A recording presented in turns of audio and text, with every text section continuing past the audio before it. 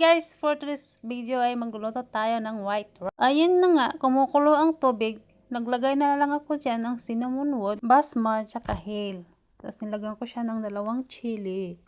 Nilagyan ko siya ng 3 kutsara ng asin. Nakalimutan ko pala lagyan ng dyan, oil. Ayun na lang ako kanina pero hindi na ako ng video kasi super busy ang iyong mga inday. So ayan, pwede na siya i-drain.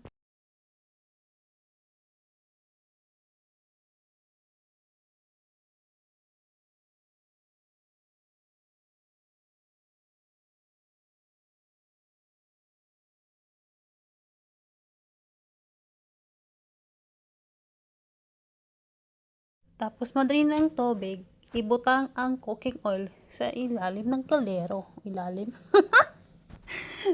Hindi, lalagyan talaga ng mantika bago yung kanin. Ganon. Tapos ibutang ang kanon para maluto. Ipain-in na naman. In natin yan ng 5 minutes para siya ay maluto na ng maluto.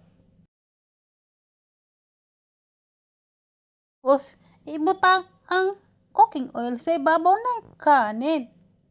Puro na lang oil yung kanin nila dito ba.